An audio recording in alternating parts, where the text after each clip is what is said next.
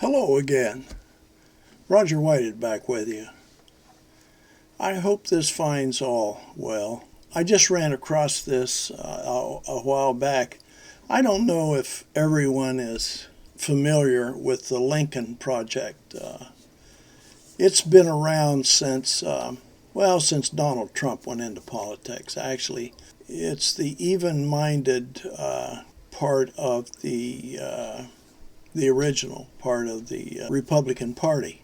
They're men and women who didn't buy into pathological liar. They just couldn't stand by while Donald Trump perpetrated this big lie on the American people. These folks are decent Americans, and for the most part, although most all of them, I have to admit, I seldom agreed with their with their philosophy as far as what should be done for the country. I do have to admit they came out and they made it plain they were Americans first. Republicans later. And in other words, they put the country before the party, and I applaud them for that. I certainly do. They have taken a stance against not only Donald Trump, but the sycophants that lined up their fellow congressmen, senators, and governors, and so on, that lined up behind Donald Trump, and to this day still promote his actions. And so I would like to call attention. Like I say, I'm sure most of you who follow politics a little bit have seen some of the advertisements that the Lincoln Project has done. Call attention to it again, and ask everyone to stop and think. Give them a listen. They say everything that I totally agree with. So listen to what they have to say. Someday soon, the time of Trump will pass.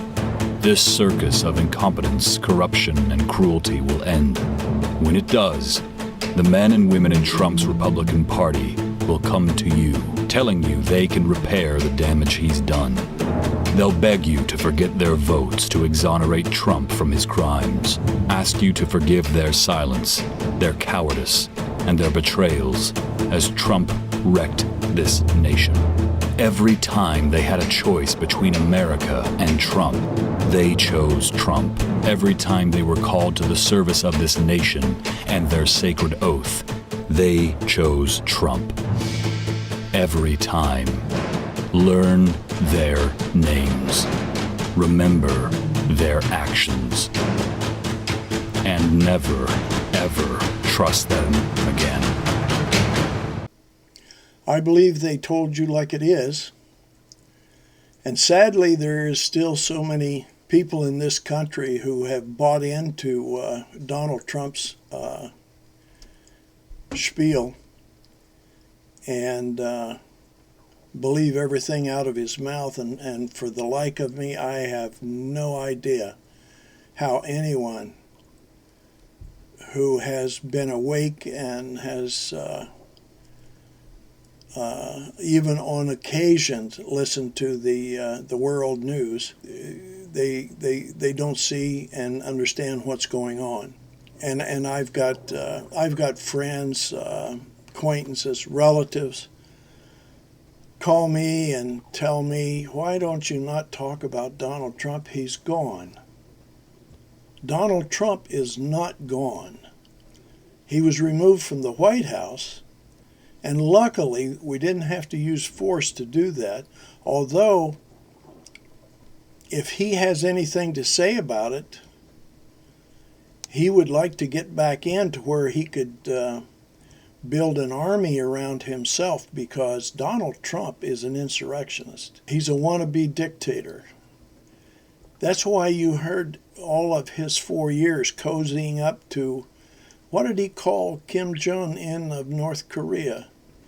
They were in love. He and Kim Jong-un was in love.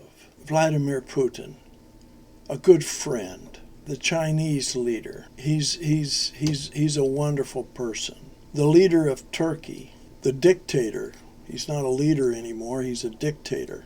Turkey at one time was a democracy.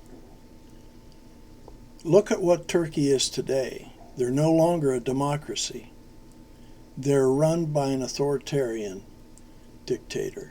And my friends, if Donald Trump is allowed to continue, the United States may soon become a dictatorship.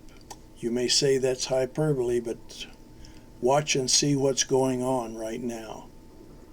The Republican Party in 43, 46 states are trying to restrict the residents' right to vote. They're doing all they can to take control to where their voice will be the only one heard. We've had a two-party system from the beginning. We've got 245 years of a democracy that we could lose if Donald Trump and his cohorts are allowed to continue.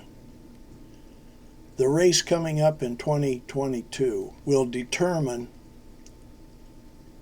the control of Congress. So it is just as important today in what they call off-year elections to go and vote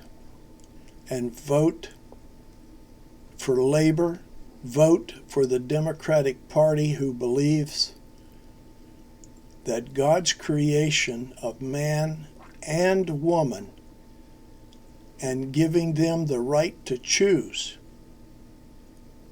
should not be taken away from a woman, but it's up to the electorate. That's how a democracy works. People vote. Before you go vote, understand who and what you're voting for. My prayers are with everyone. They stay safe, stay well, and above all, love your brothers and sisters.